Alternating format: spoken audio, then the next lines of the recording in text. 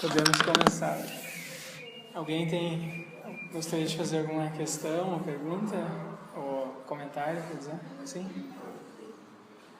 Tu falou que as virtudes podem se estender em período sexto anual para uma período de crise. Tem mais alguma coisa que possa se estender além de virtudes para instituições? Sim, nem tudo muda numa revolução, tá? Nem tudo. Todo mundo tá par do que o Vinícius está perguntando aqui, é sobre aquilo que a gente já estava falando na aula passada, certo? Todo mundo tá par? Não?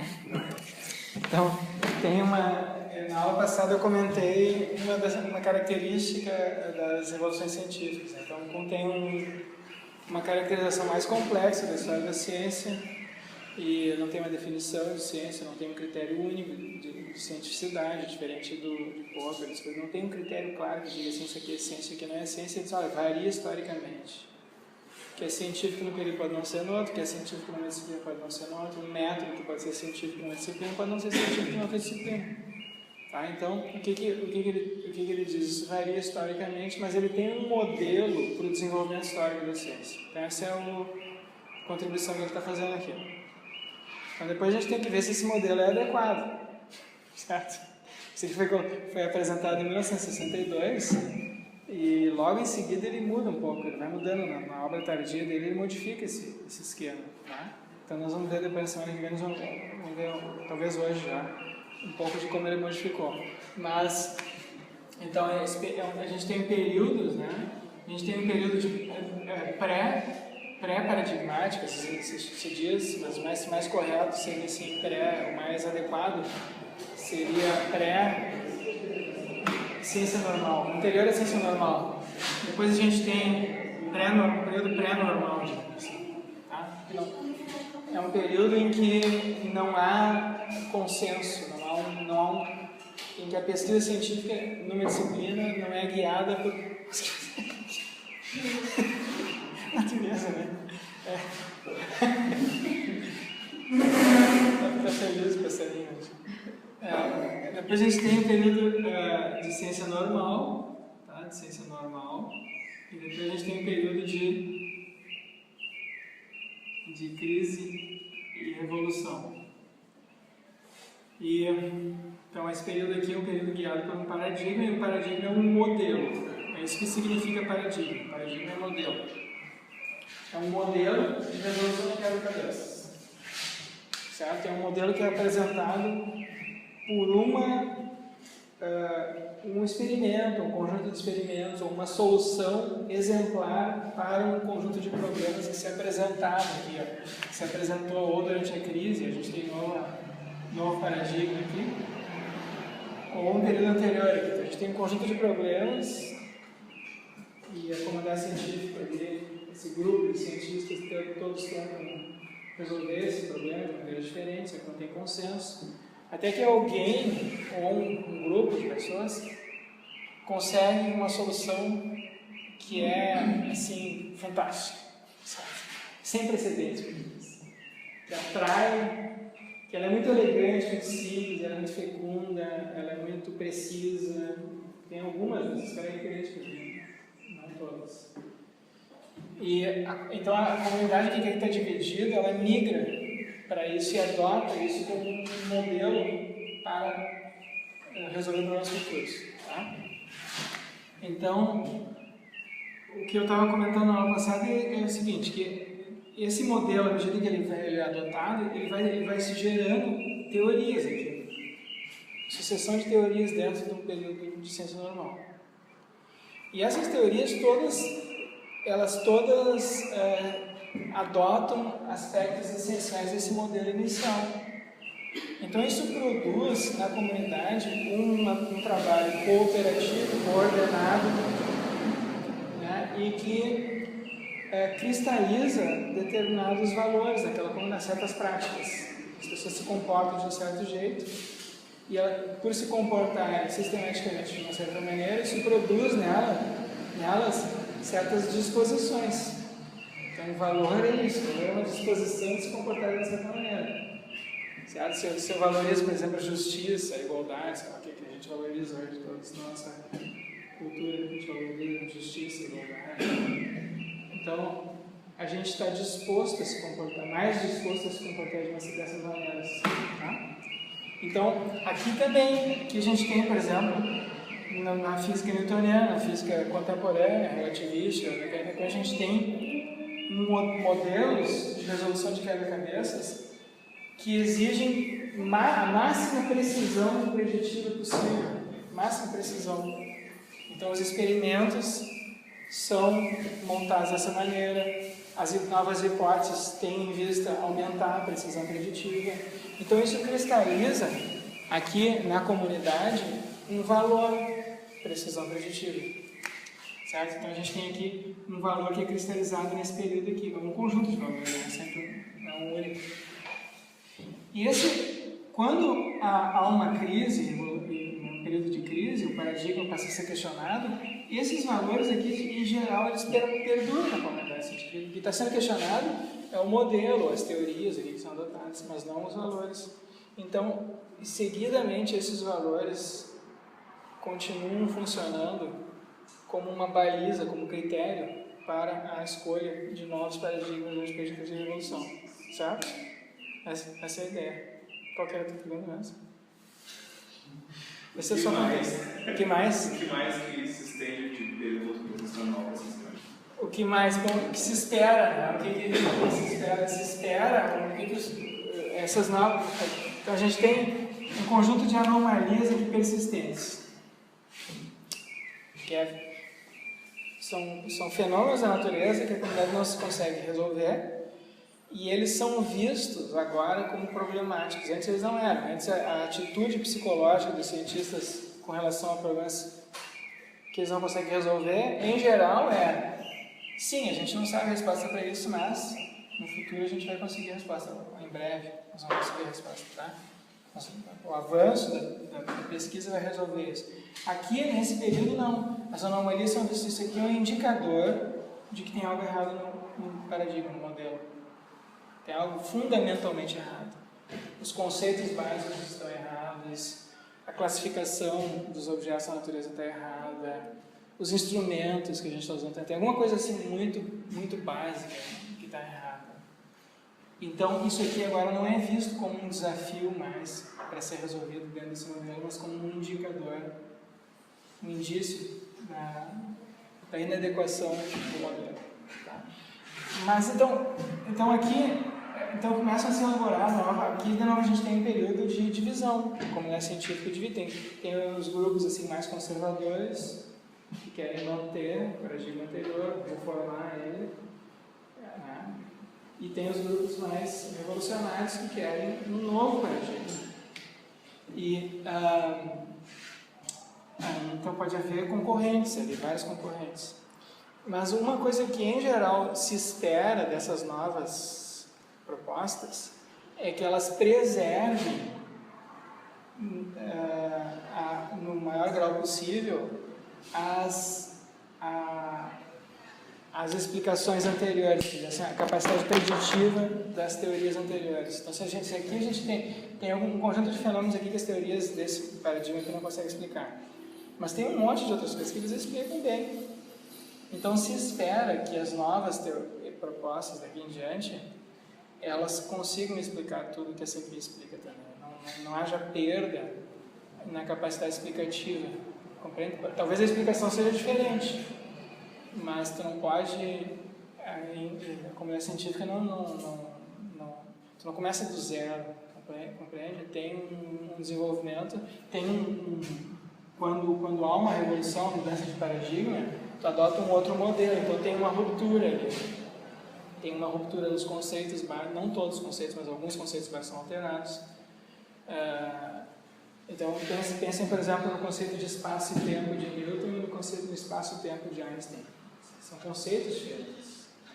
O espaço-tempo não é um desenvolvimento, não é o espaço absoluto mais sofisticado, é um outro conceito. Tá? É um conceito, o espaço e tempo em Newton são absolutos. Espaço-tempo é relativo. Não são Não é uma versão mais sofisticada, mais complexa do mesmo conceito. É um outro conceito. Então tem essas rupturas. Mas se espera, né, que a nova teoria não diminua essa capacidade explicativa e preditiva. Então, por exemplo, a gente viu isso, um exemplo que a gente viu aqui na Revolução Copernicana. Na Revolução Copernicana a gente tem um modelo heliocêntrico, né, com os epiciclos, Sol e tal. E no modelo no modelo geocêntrico e no modelo heliocêntrico, quando houve a Revolução, o modelo copernicano conseguia explicar tão bem quanto os movimentos dos corpos celestes. Era um modelo falho, mas não mais falho do que o modelo ptolomaico, no sentido de que havia muitas predições que não se realizavam, ou não se realizavam de maneira que havia erros na predição, né? Aí, os dois erravam, os dois modelos continham inadequações empíricas, mas não era claro que havia alguma vantagem de um sobre o outro. Tá? Então, nesse sentido, isso se espera, né? Você não pode... Se alguém apresenta, vamos apresentar uma outra proposta aí qualquer. Sim, mas essa proposta aí é pior que a que a gente já tem, daí aí a revolução não acontece. Precisa apresentar uma alternativa que seja tão boa ou melhor que as anteriores, em termos de capacidade de predição, se isso é algo valorizado, ou capacidade de explicação de fenômenos qualitativamente, se isso é valorizado, ou, enfim, tem que ter alguma coisa nesse sentido, tá? Certo? Então, a palavra que o usa para quebra-cabeça é puzzle. Puzzle, que eu falei, é uma palavra... Em português, a tradução que a gente tem aí usa quebra-cabeça, mas tem algumas outras traduções que não foram publicadas para o português. Tem uma tradução que foi feita por um professor de Santa Maria, depois eu passo para vocês, que ele está trabalhando nessa tradução, e aí ele usa algumas outras, tá? Tipo charadas, ou ele usa algumas outras alternativas, né, para traduzir puzzle. Porque puzzle em inglês não é só o quebra-cabeça, vocês entendem? Quebra-cabeça é o que a gente chama em português de quebra-cabeça, que é aquele jogo de montar. É um tipo de puzzle, mas o puzzle pode ser também o cubo mágico, pode ser o sudoku, pode ser a palavra cruzada. Qualquer joguinho que tu tem que descobrir a solução. Enigma, né? Pode ser também, então uma outra alternativa. Tá. Mas é isso. Durante a ciência normal, o que os cientistas fazem é resolver quebra-cabeça. É isso que eu quero dizer. Aqui, a pesquisa é a resolução de quebra-cabeça. Aqui não. Aqui a pesquisa está voltada para os fundamentos. Aqui a discussão é o que é mesmo, quais são os componentes mais básicos, mais fundamentais da natureza, né? Físico, biológico, não sei o quê. Quais são os conceitos mais adequados para estudar, para descrever esses fenômenos. Então, é uma discussão mais metafísica, mais filosófica. Uma discussão que não é orientada só por... não está guiada só para descrição de fenômenos e resolução de problemas. Está voltada também para a investigação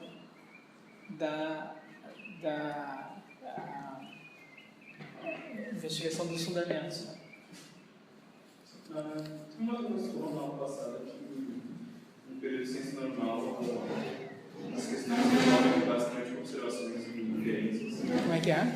As questões dos enigmas dos povos através de observações. Isso o Kuhn diz, tá? Sim.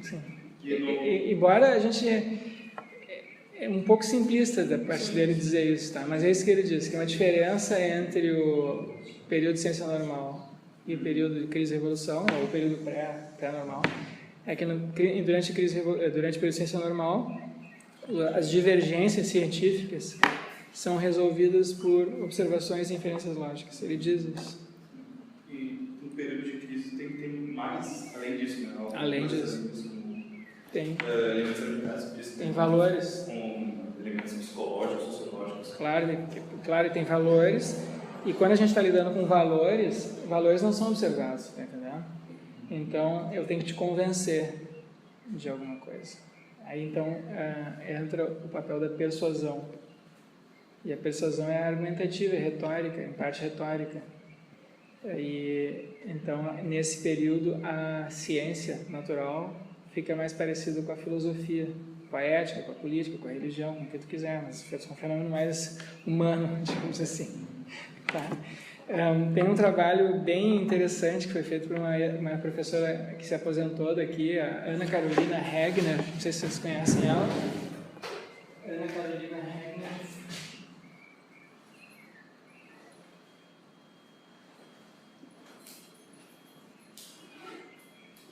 Depois eu ponho o link. Ela tem um monte de trabalho, vários artigos.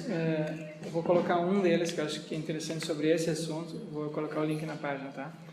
Ela descreve, ela é especialista em Darwin, enfim, darwinismo, e ela escreveu um artigo muito interessante, há uns anos atrás, mostrando a estrutura argumentativa do livro A Origem das Espécies, do Darwin.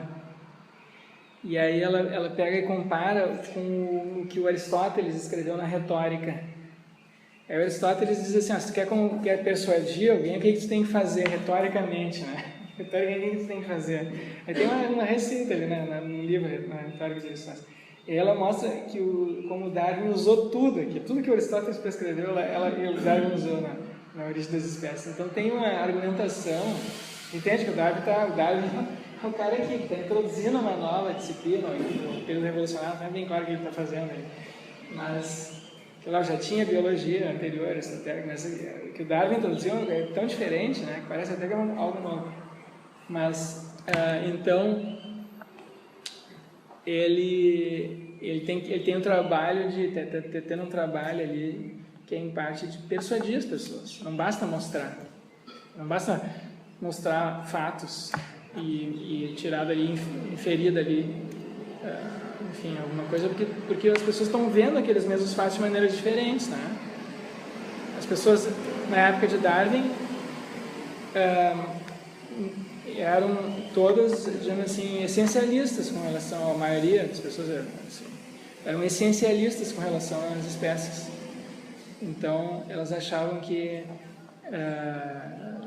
o que caracteriza o ser humano é uma essência da humanidade, ser racional e ser social, por exemplo. E que para todos os organismos tem uma essência, sabe? Tem um tipo que caracteriza. E o Darwin tem argumentado que não tem isso, que tem uma evolução. E essa evolução é constante, então nunca para. Então não tem provavelmente uma essência.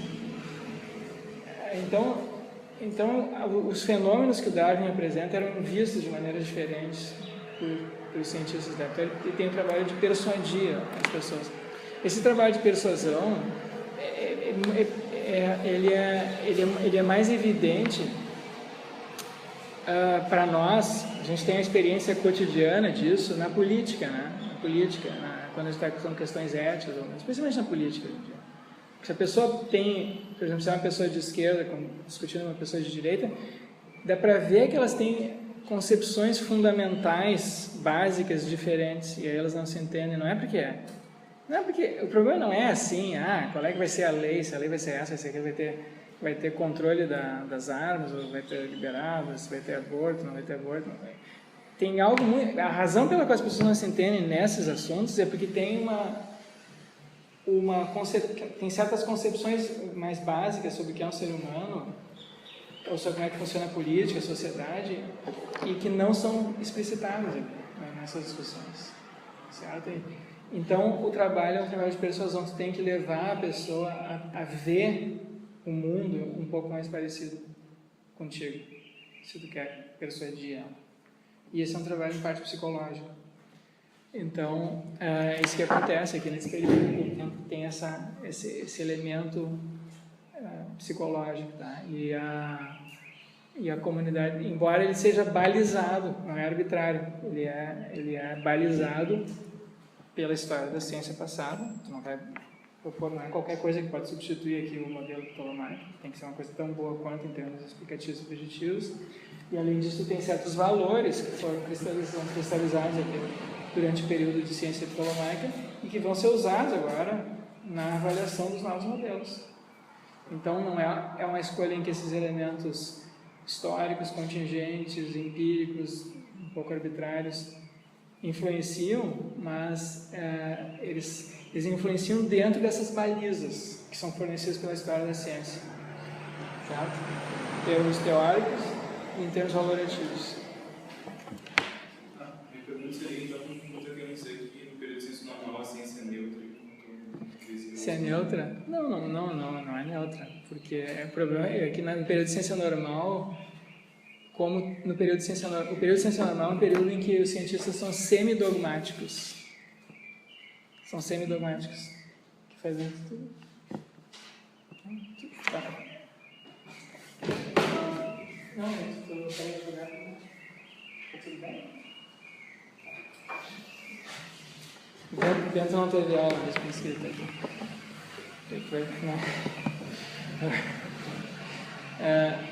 O período de ciência normal é um período em que tem gente que fala dogmático, às vezes essa palavra aparece, mas o mais correto seria semidogmático, porque se eu for falar com um cientista no período de ciência normal, nenhum deles diz, vai ali na química, na física, eles não dizem que que a teoria da relatividade nunca vai ser abandonada. Eles dizem que nós não temos nenhuma razão hoje para fazer isso, mas talvez no futuro. Todos eles imaginam que no futuro isso vai acontecer. Então eles não são dogmáticos no sentido assim do dogma religioso, né? Sabe? Assim e acabou. Eles são semidogmáticos, porque a atitude deles com relação ao modelo é de tomar como verdadeiro. Eles não investigam aquilo, eles não investigam o modelo, eles aplicam o modelo. Certo? Então, por exemplo, vai na neurociência, por exemplo. Neurociência, que é uma disciplina recente agora. Na neurociência, o cérebro e a mente são tomados como a mesma coisa. Tu abre o manual de neurociência, nas primeiras páginas eles já dizem isso. Nós vamos estudar a mente, estudando o cérebro. Eles trocam a palavra mente para o cérebro. São tomados como sinônimos. Então, para eles, é quase uma questão definicional. Não é investigado. Se o cérebro é a mente ou não, essas discussões mais filosóficas, né? Isso aí para eles é filosofia. Tu quer estudar isso aí, vai para filosofia. Nós aqui vamos estudar o cérebro. Isso que eles estão fazendo. Então, eles têm um programa, projeto de estudo, em que essas coisas sempre não são estudadas. Em não sendo estudadas, tu entende? São só aquele modelo é tomado como verdadeiro para resolver problemas. Então, por que uma pessoa... Por que é certa região do cérebro... uma pessoa levou uma pancada na cabeça aqui e ficou com uma dislexia, ou ficou com um problema emocional, ou ficou com um problema, perda de memória, linguística, linguagem, alguma coisa assim. Por quê? O que aconteceu ali? Então, eles dão uma explicação da mudança mental em termos cerebrais. Eles têm problemas e eles resolvem aqueles problemas estudando o cérebro. Isso não é isso. Então tem certos pressupostos ali que não são questionados. Eles não dizem assim que é assim, mas eles tomam aquilo como sendo assim. Tá? Então é semidogmáticos nesse sentido. Então, como tu tem um consenso sobre isso, sobre esse modelo não é, em geral não é questionável, simplesmente aplicado. Então a questão agora se volta para como aplicar isso. E se tu tem um vocabulário que é compartilhado, se tu tem métodos que são compartilhados, se há um consenso sobre esses fundamentos, então a questão fica restrita mesmo ao que a gente está observando e o que a gente pode inferir daí. Tá? Então, nesse sentido, existe uma certa... a gente tem critérios de decisão, objetivos ali, mas, claro, dentro desse modelo, dentro desse paradigma. Agora, se o paradigma como um todo é adequado, bom, isso aí só é investigado durante o período de evolução, segundo. Tá? Isso é o que acontece. Pode acontecer também de um período de ciência normal, isso ele fala também, a gente ter, as teorias vão ficando sofisticadas, e existe uma tendência dentro das disciplinas de haver especialização, de haver criação de subdisciplinas, certo? No período de ciência normal. Então, tu tem uma especialização, aí tu tem um grupo de pessoas que dentro dessa disciplina começam a funcionar de maneira mais ou menos autônoma, certo? Eles se especializam num assunto. Por exemplo, dentro da biologia tem biologia molecular. Então, esses caras aí são super especializados em fenômenos assim, molecular, celular, não sei o que. E tem outros biólogos que estão interessados em questões ecológicas. Aí eles discutem entre si. Depois tem, sei lá, geneticistas. Então tem subgrupos que vão se... À medida que a disciplina vai se desenvolver, a gente tem a criação de subdisciplinas. E dentro delas acontece o mesmo fenômeno. E tem esses paradigmas aqui dentro. E revoluções aqui. Então pode acontecer mini-revoluções aqui dentro. E pode acontecer macro-revoluções. Na disciplina como um todo. Tá? Então, com fala disso também. Ok? Então, num certo sentido, pode haver tensões dentro da mesma disciplina. Pode haver tensões dentro da mesma disciplina, porque está acontecendo uma revolução aqui não está acontecendo nada. E aí, esses aqui já não estão mais tão seguros nesse paradigma, esses aqui continuam. Então, é uma coisa muito dinâmica, tá? Pode haver muita flutuação assim, nesse sentido. Mas, enfim, a concepção que eu tenho da ciência é muito mais assim, dinâmica, complexa. Né? Então, não tem a ciência isso. Tu tem uma apresentação histórica. E a história é muito complexa. Mas além, então, eu tenho o artigo da Margaret Masterman, que eu já mencionei em outra aula, aqui, que está no livro Desenvolvimento, o crescimento do conhecimento, o desenvolvimento, a crítica e o desenvolvimento do conhecimento. A crítica e o desenvolvimento do conhecimento é aquela coletânea de artigos que foram apresentados naquele seminário que aconteceu em 1965 em Londres para discutir. Então tem um artigo da Margaret Masterman. Agora não tem um meio aqui, o 2 deles, Masterman. Esse é um artigo famoso porque ela fez uma leitura assim, minuciosa do livro e do Kuhn, e aí, o Kuhn não usa a palavra paradigma de um único jeito, ele não tem uma definição de paradigma, na verdade, ele usa a palavra paradigma em 26, 27, 30, maneiras diferentes, ele faz uma lista aí. Aqui ele usa assim, aqui ele usa assim. Aqui, por exemplo, aqui naquela passagem que eu li para vocês na aula passada, ele usa para falar dos livros, né? Aqui tem a física de Aristóteles, a princípio de Newton, a ótica de Newton, não sei o que, a eletricidade de Franklin. Esses aqui são paradigmas, às vezes ele usa para falar de livros. Às vezes ele usa para falar especificamente da resolução de problemas. Às vezes ele usa, tem 20 tantos, não é 20 maneiras.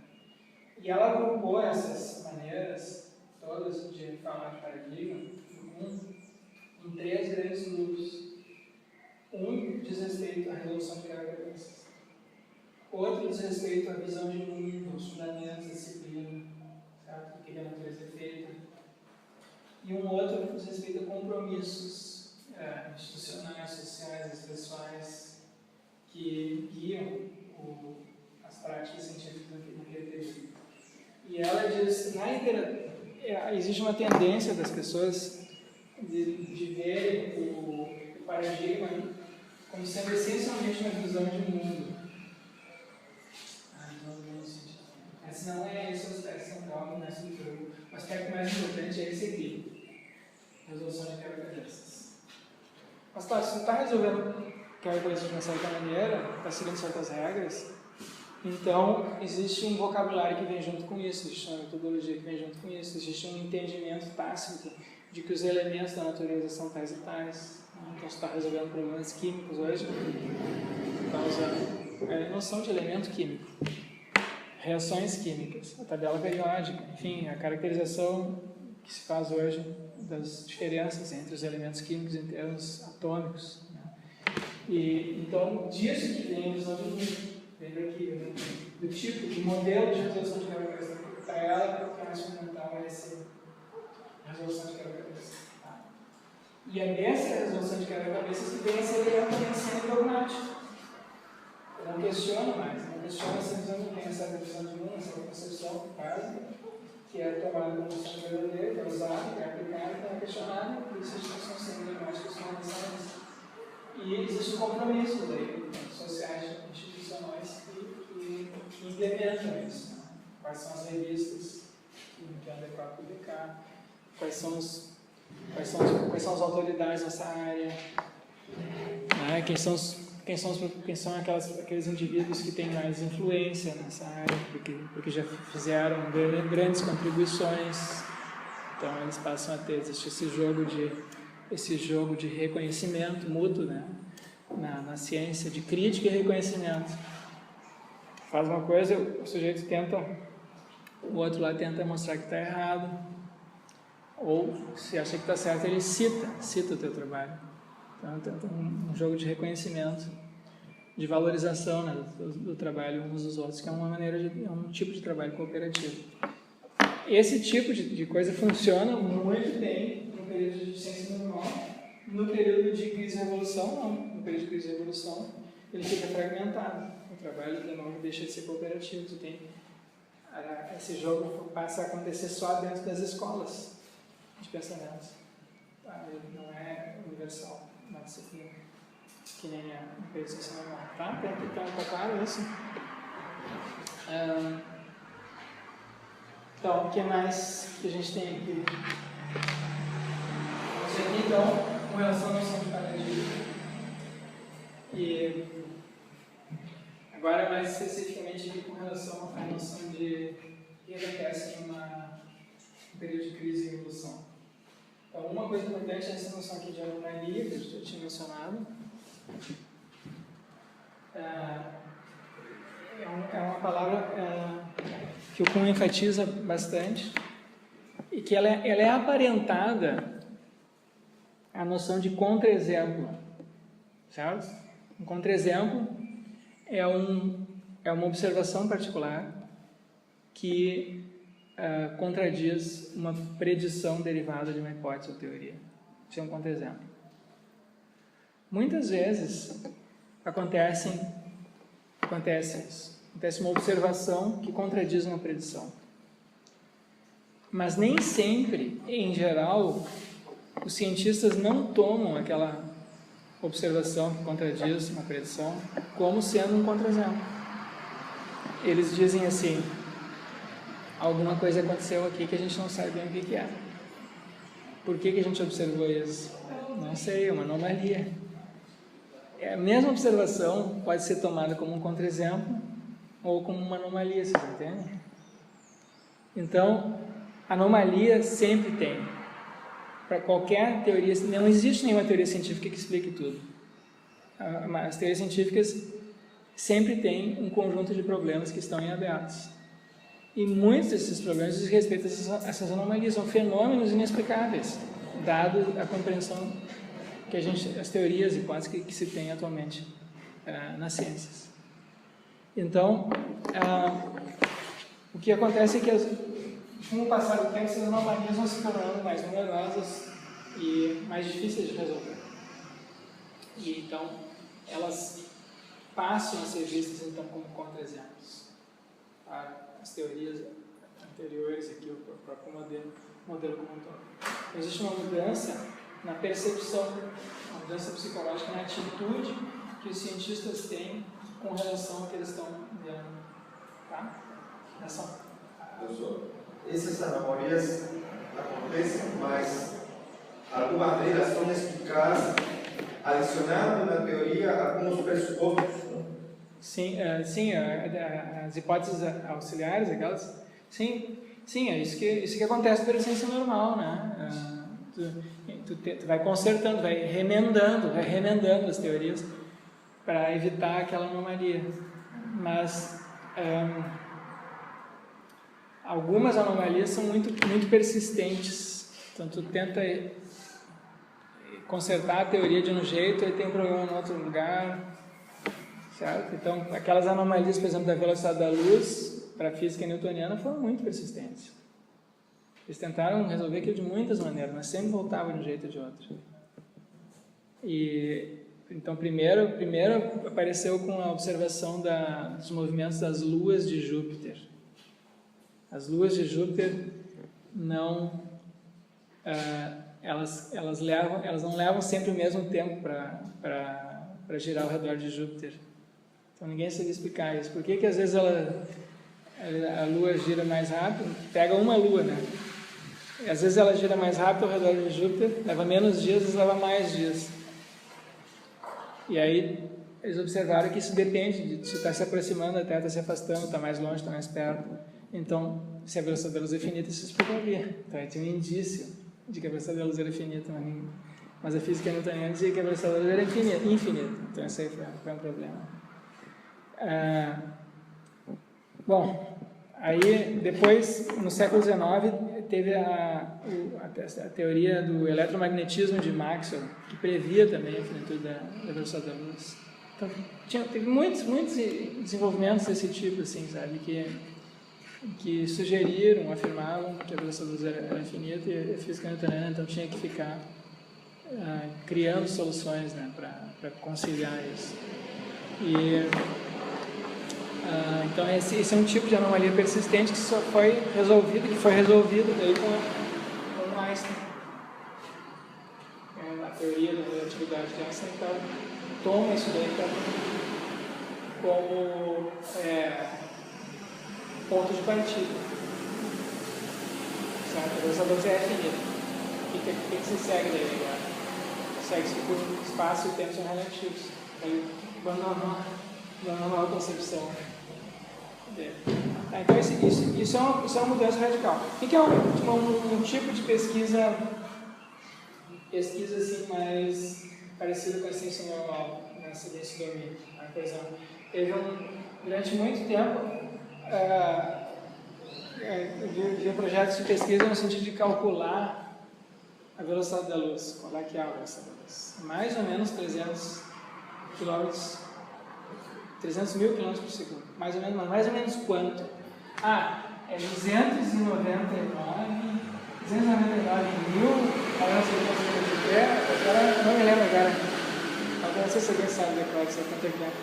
Vírgula 482, mas, então, no início não se sabia isso. 299 mil, 4,4. Qual é a próxima casa aqui depois da vírgula? Isso é um projeto de pesquisa. Chegou uma medição, vai uma casa depois da vírgula, qual é a próxima casa depois da vírgula? Então, isso é típica, isso é igual uma palavra cruzada. Na palavra cruzada, tu tem 26 letras que pode botar em cada quadradinho. Tem que escolher uma das 26 letras da nossa língua para botar em cada quadradinho. E aqui também, aqui tu tem 10 números, numerais. Pode ser 0, 1, 2, 3, 4, 5, 6, 7, 8, 9. Qual é o desses aí que é aqui? Então, vocês vejam que aqui esse é um tipo de pesquisa que não gera surpresas, né? A resolução desse quebra-cabeça é algo... Não tem nada surpreendente. Digamos que seja 8. Tem grande coisa. Sim, agora a gente tem isso tem consequências técnicas, né, tecnológicas. Mas do ponto de vista assim, conceitual, teórico, não há nenhuma novidade. Professor, por exemplo, a teoria da relatividade que Einstein escreveu, tinha outro cientista anterior a Einstein, uns anos antes, que tinha feito, mas ele considerou Poincaré, e ele se chama, foi um francês, Poincaré. Sim. Então, por que não é tão... Como não fala muito sobre ele, por que não estão assim, se dá os mesmos resultados, feliz, não? Pois é, sim, eu infelizmente não conheço muito sobre esse episódio aí, mas eu já li algumas coisas, mas eu não sei porquê, assim, por que isso é. Eu acho que o Poincaré estava mais envolvido em questões de geometria, né, de fundamentos da geometria, e nesse sentido eu acho que ele contribuiu até para essa revolução que aconteceu com Einstein. Mas eu não sei o suficiente assim, detalhes para falar disso. Não sei se alguém sabe. Não? Sobre... Não?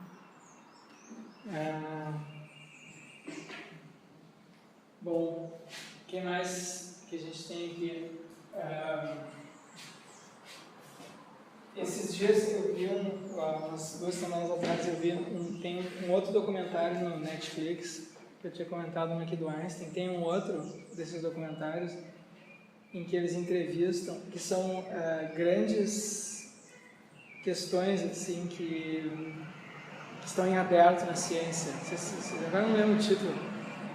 É um documentário que entrevista, acho que 8 ou 10 cientistas importantes em áreas diferentes de pesquisa, e eles falam sobre questões que para eles estão em aberto, são grandes questões científicas. Tá? Então tem um cara lá que fala sobre matéria escura, outro que fala sobre a diversidade da vida, que a maior parte das espécies de organismos que existem na Terra são desconhecidos, a maioria são bactérias e micro-organismos, e nós conhecemos assim uma fração muito pequena desses micro-organismos. A gente não tem a menor ideia do que está acontecendo com a maior parte dos organismos na Terra.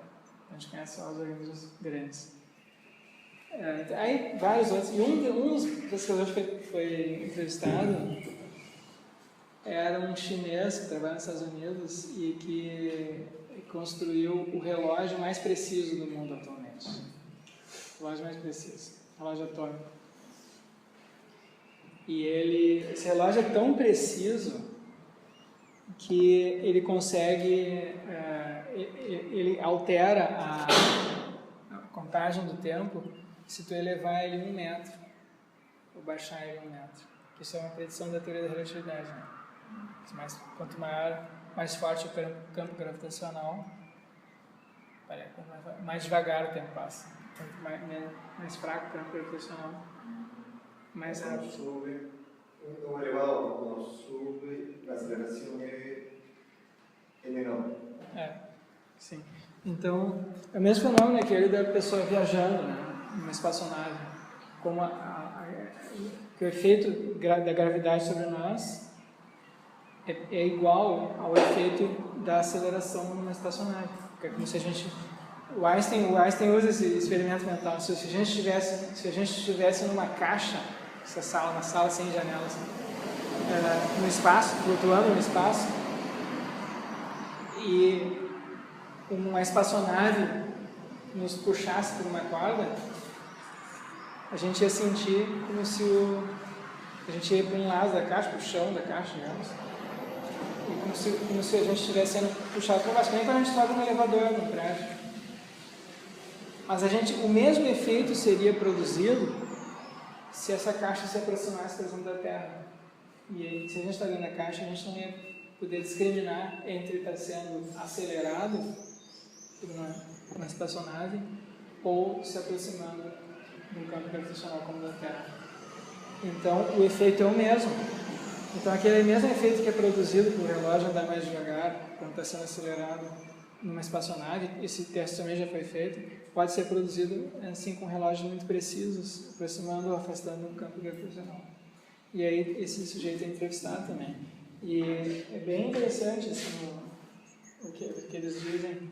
Ele diz que esse é um fenômeno natural que é conhecido com maior precisão. Não existe nenhum outro fenômeno natural que seja tão precisamente conhecido quanto esse. Assim. E ele diz que sempre que eles tentam medir o tempo com mais precisão, eles conseguem. Quer dizer, parece que não tem limite para a capacidade de precisar a passagem do tempo, vocês entendem? Não tem assim um ponto físico, eles não encontraram, se existe, eles não encontraram. O intervalo do tempo, né? Será que existe um limite? Será que tem um nanosegundo a partir do qual tu não consegue medir mais precisamente?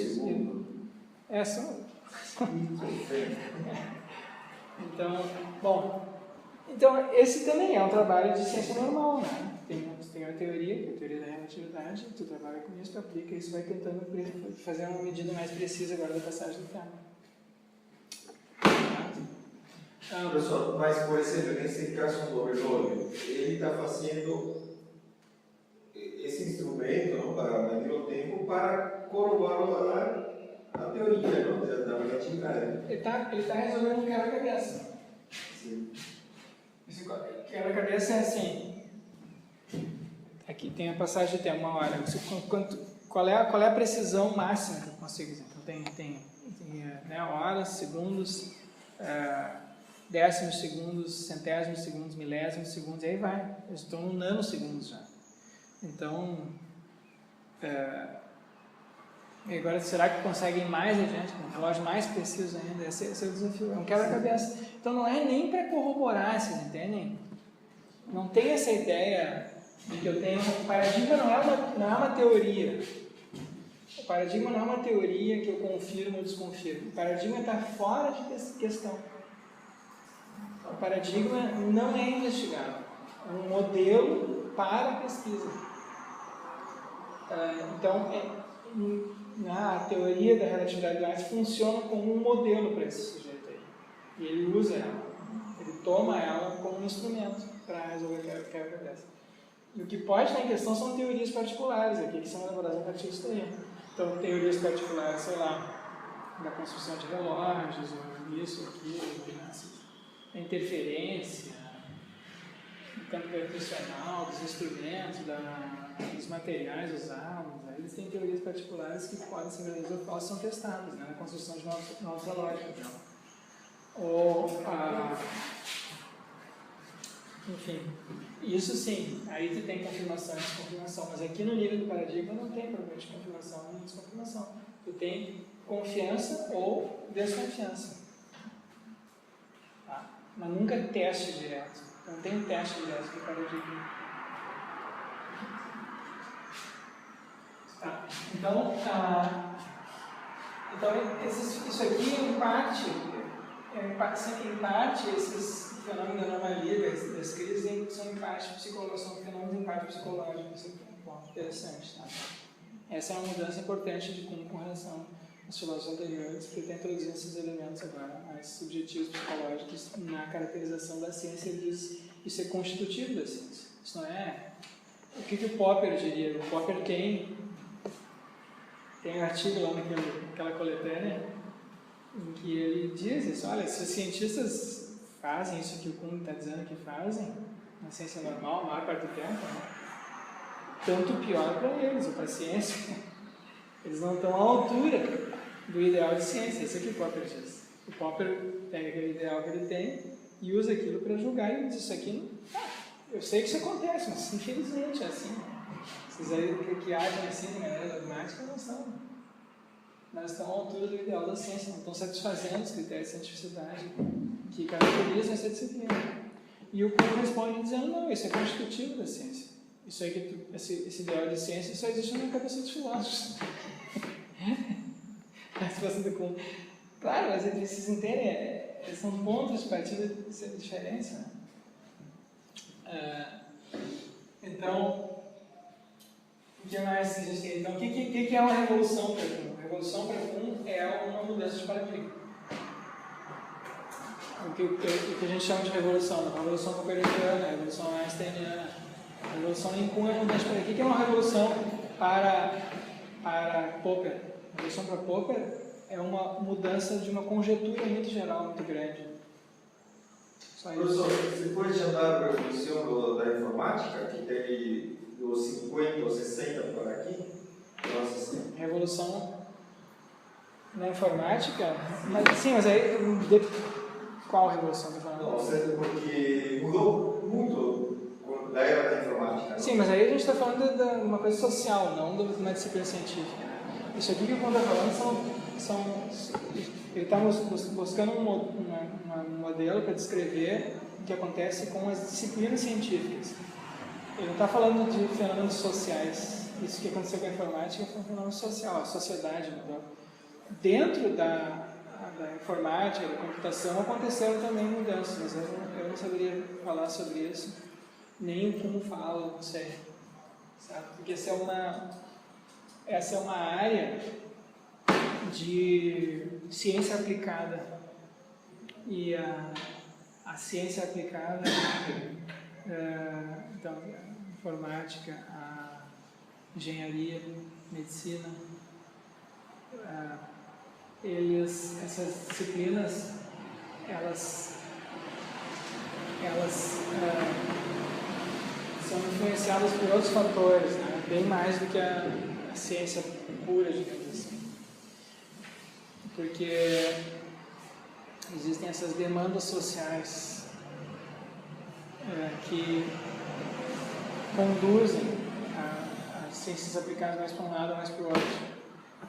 E as ciências mais puras, elas são guiadas por fatores mais internos a elas próprias, certo? Então, por exemplo, aqui no Brasil, por exemplo, houve muito investimento nos últimos anos da Petrobras na pesquisa sobre extração de petróleo, pré-sal, álcool, biodiesel, tem até hoje, né? Muito dinheiro foi colocado nas universidades para pesquisas nessas áreas. Então, o Brasil se tornou, enfim, muita pesquisa bem feita nessas áreas de ciências aplicadas. Então, a demanda social, econômica e política pode produzir mudanças bastante drásticas nessas áreas. Isso não acontece, não é claro que isso aconteça nas áreas de ciência, de pesquisa mais teórica, mais pura, digamos assim.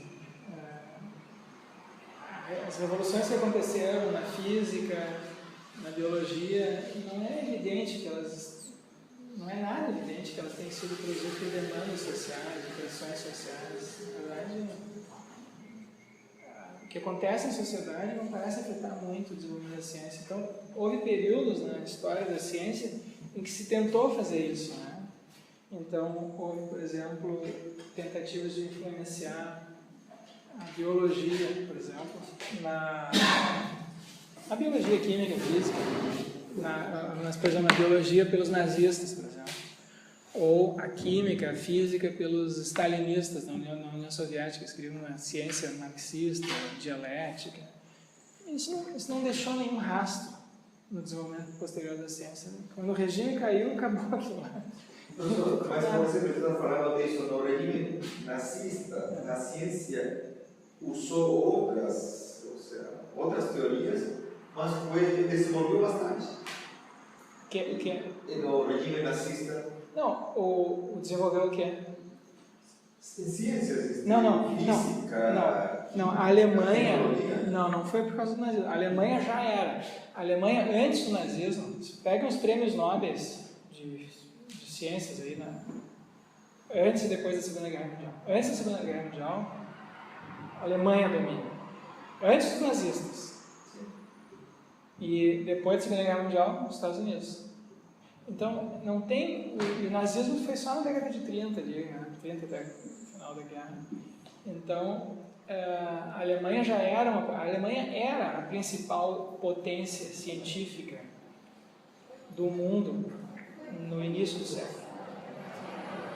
E filosófico também, quantidade de filósofos, artista, assim, o centro intelectual do Ocidente no período anterior à Segunda Guerra Mundial estava na Alemanha, estava em Viena, na Alemanha e na Áustria. Assim, muita pesquisa assim, em todas as áreas, tanto nas ciências quanto nas artes, quanto na filosofia, arquitetura, estava tudo acontecendo lá, psicanálise. Então, não foi por causa do nazismo. Os nazistas fizeram um uso ideológico da teoria darwinista. justificar o extermínio de judeus. Mas era um uso ideológico, que aquilo lá não tinha nenhum fundamento assim, propriamente biológico. Né? Então logo o regime caiu, aquilo lá caiu também.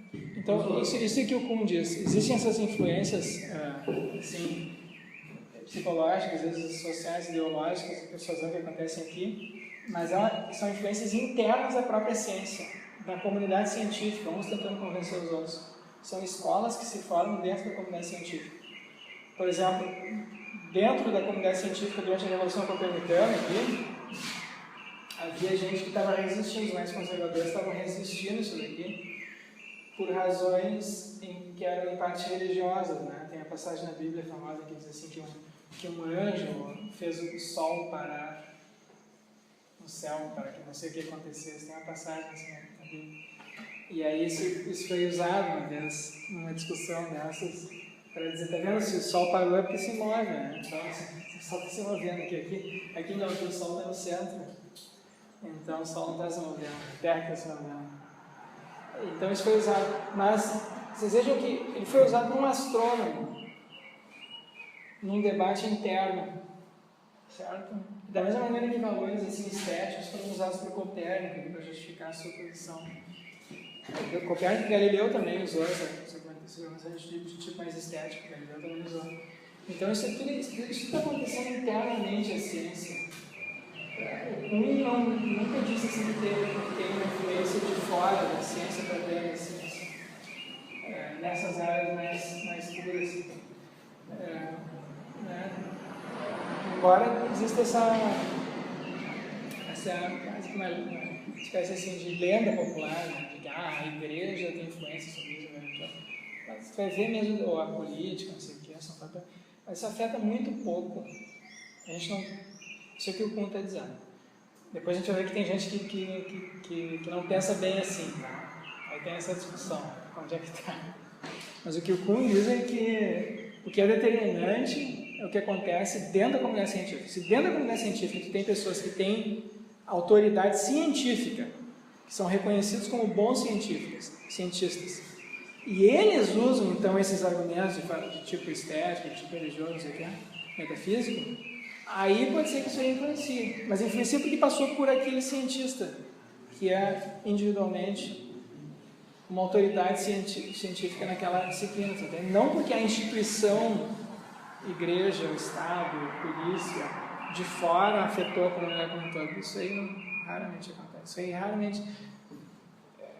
Quer dizer, não tem muito indício de que isso afeta. Isso é que o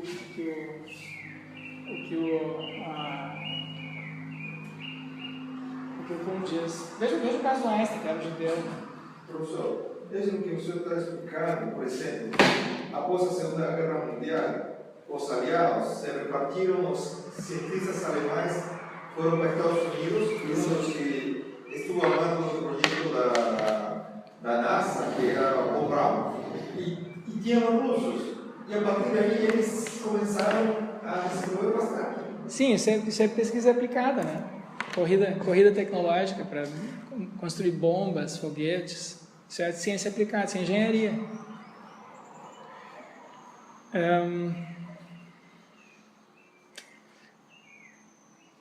Bom, chegou a hora da gente contar umas piadas. Bento, quer contar uma piada agora? Agora é a hora da aula. Tem uma aula, a hora que quer dizer a hora da piada. Tem a piada que contam que conta o seguinte, eu não sei se vocês vão entender, alguns de vocês são tão moços aí que não vão se lembrar disso.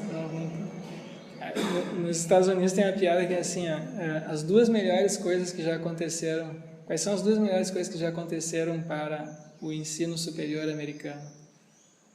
A primeira foi Hitler, porque muitos cientistas importantes que eram alemães, os melhores cientistas do mundo estavam na Alemanha, e migraram. E a melhor coisa que aconteceu para a educação superior americana foi o Carnap, que eu falei para você, o Carnap foi para os Estados Unidos, né? A segunda melhor coisa que aconteceu para a educação foi a Margaret Thatcher. Sabe quem é a Margaret Thatcher? Porque muitos dos alemães foram para a Inglaterra durante a Segunda Guerra. Mas aí veio a Margaret Thatcher, que começou a cortar dinheiro das universidades, todos os que estavam na Inglaterra foram para os Estados Unidos. Vocês não acham graça, né? Eu acho graça. O que que... Peraí, eu prometi para o Bento que eu ia falar, Bento, eu vou falar agora. O que a... O Bento me contou essa. O que a banana suicida falou? Alguém sabe? Banana suicida. O Guilherme sabe. O que ela falou? O Guilherme sabia, Bento. O Guilherme sabia. Macacos me mordam. Professor, o senhor escutou lá, a nível da ciência, qual foi as cartas que foram mais breves que teve? Era na época, acho que foi de Schrödinger para Heisenberg, algo assim. Que em um evento eles estavam e se deixaram tarefas. Então, em uma dessas, não sei se foi Schrödinger, enviou para Heisenberg, colocando assim um signo de interrogação na carta só. Sim. E o outro responde em branco. Que ainda não resolveu. Não, claro. Esse cara... Eu já tinha ouvido falar disso aí, eu não me lembrava mais. Tá, vamos lá. Outra coisa que o Kuhn diz, já no prefácio, no início do livro, ele fala, olha, eu vou apresentar aqui uma imagem da ciência como tendo um desenvolvimento não cumulativo. Nossa ideia de senso comum e a ideia predominante cientista também é que o desenvolvimento da ciência é cumulativo. Quer dizer, assim, a ciência funcionaria, essa concepção, como uma bola de neve. Sabe? A gente começa com uma bola pequena, vai rolando a bola, algumas coisas vão caindo fora, caem, a bola está rolando, mas a bola vai crescendo. Então a gente começa com teorias muito pequenas, dos gregos, vai acrescentando, a gente tem teorias maiores. Esse é o desenvolvimento cumulativo. Se a gente pegar a bola, essa bola gigante que a gente tem, que seria a ciência hoje, o núcleo dela está lá na ciência grega. Essa é a ideia, né? A gente tem que desenvolver um cumulativo. E o Kuhn diz, essa imagem da ciência está errada. Não é assim. Ele diz que porque há rupturas, que são essas crises aqui. Então, o Kuhn diz o desenvolvimento da ciência não cumulativo. O que significa isso? Que significa que os conceitos básicos que são usados hoje não têm correlatos na ciência antiga, em paradigmas anteriores. Certo? Existe progresso cumulativo durante o período de ciência normal. Aqui sim, porque aqui a gente está sendo sobre um paradigma que tem um desenvolvimento. Essas teorias daqui são bem mais amplas, mais precisas, mais sofisticadas que as teorias com as quais a gente começou. Vocês pegam a teoria de Einstein, pegam as teorias da relatividade de hoje, também mais sofisticadas que as do próprio Einstein. Então, nesse período aqui tem desenvolvimento cumulativo. Mas quando tem uma revolução, não deixa de ser cumulativo. Então, Einstein não é um Newton mais sofisticado, essa é a ideia. E tem algumas coisas na teoria de Einstein que não tem como ser ditas na teoria de Newton.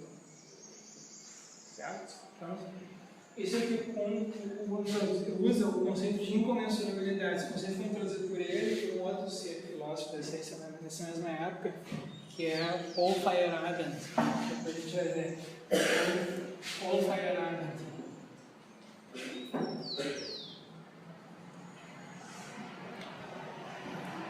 Os dois introduziram o conceito de incomensurabilidade nesse mesmo ano, 1962.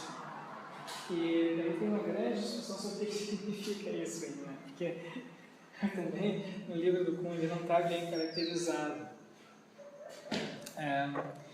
Então, o Kuhn parece que mudou um pouco a maneira de ele caracterizar a estrutura dos textos posteriores. Então, aqui na estrutura dos evolução científicos, ele diz assim, olha, a gente tem um modelo aqui, nesse paradigma, a gente tem um outro modelo aqui nesse outro paradigma. São modelos diferentes de evolução, de quebra-cabeça, implica personagens muito diferentes, compromissos diferentes. Então ele caracteriza o que é incomensurável. Comensurável significa que tem uma unidade de medida comum. Incomensurável é que não há uma unidade de medida comum. Tá? Então, de onde é que vem essa palavra? Vem de um fenômeno do tipo esse aqui, ó. Se eu pegar um triângulo equilátero, isso aqui, por exemplo, isso aqui mede 1 metro, digamos, aqui tem 1 metro também, os lados desse triângulo. Então, essa reta aqui mede a raiz quadrada de 2. O meu irracional. Se os lados medem 1, então ela regra 1 ao quadrado mais 1 ao quadrado igual a 1 ao quadrado ao Raiz quadrada.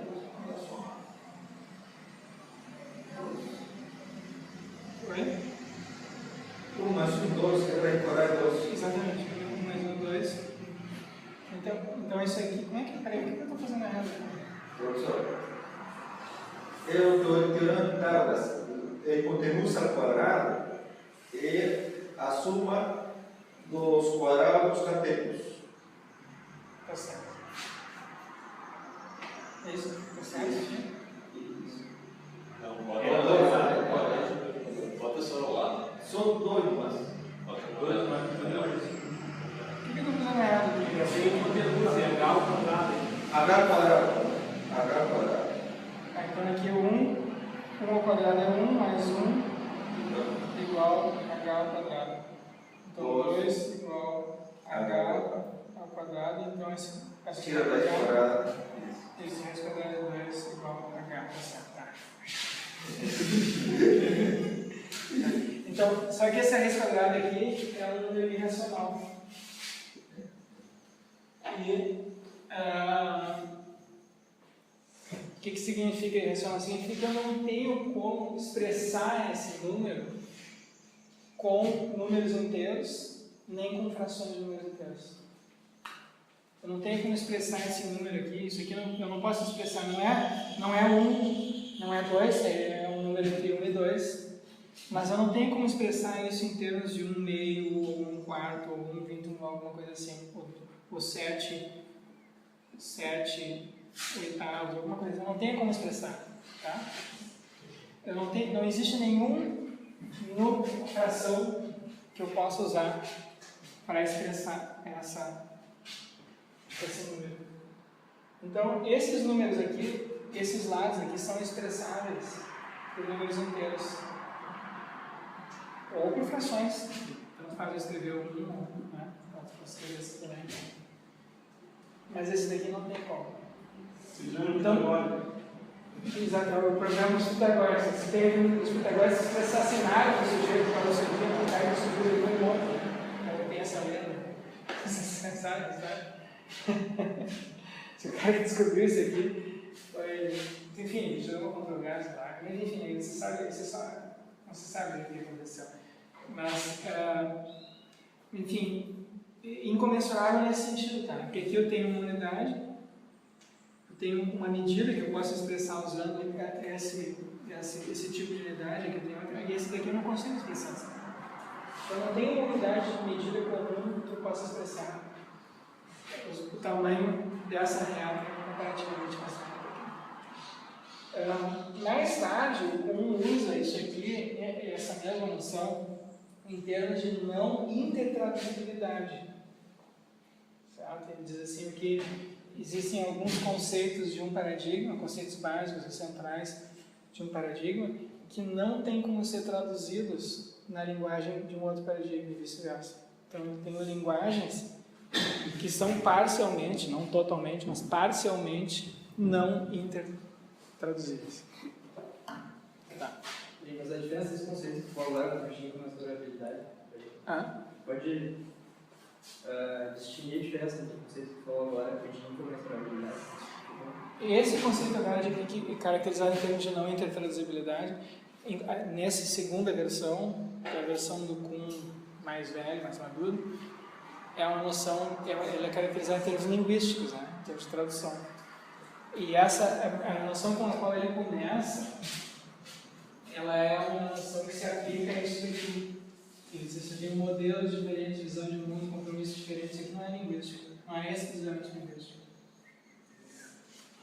Então aqui a gente tem uma noção mais vaga, mas tem pessoas que dizem assim, é mais rica. E eu quis tornar a noção mais precisa, descrever ela em termos linguísticos, ela ficou, de fato, ficou mais precisa, mais fácil de entender, né?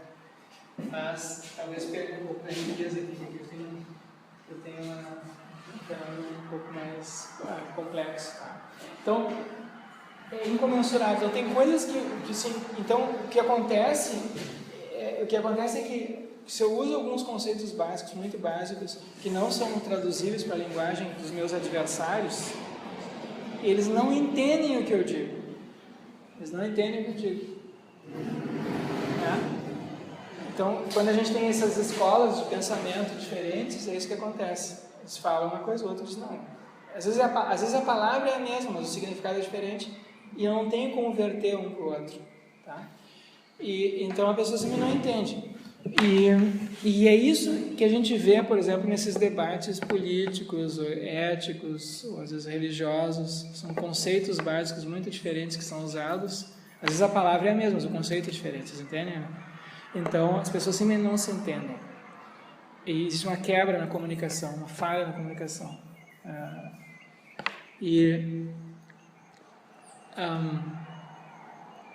O que acontece então nesse período? O Kuhn, quando escreveu, um dos primeiros livros que o Kuhn escreveu foi um livro sobre as origens da mecânica quântica. E ele, para fazer esse trabalho, ele entrevistou alguns dos revolucionários, certo? Que estavam vivos ainda nessa época.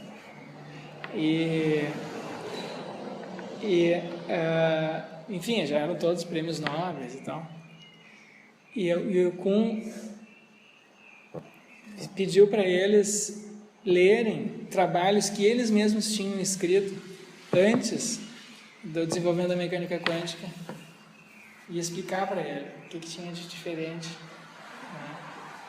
E aí o Kuhn diz que eles mesmos, essas pessoas que tinham escrito aqueles artigos antes da mecânica, no início do século XIX, XX, eles próprios não entendiam mais o que eles tinham escrito. Entende isso? Que coisa fantástica.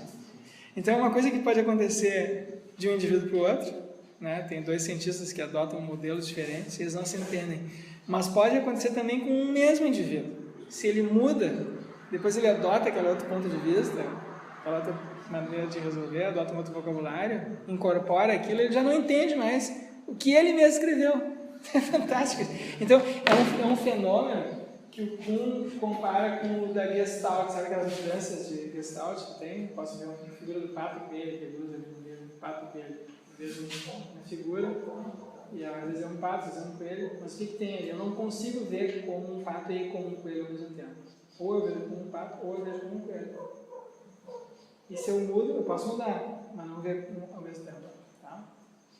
E é isso que acontece. Eu posso ver assim, eu posso ver assado, não posso ver dos dois jeitos. Então, para o indivíduo, a experiência pela qual esse indivíduo passa, quando muda de paradigma, quando cria uma paradigma, é como uma experiência de conversão. Um usa esse vocabulário que é típico da religião, né?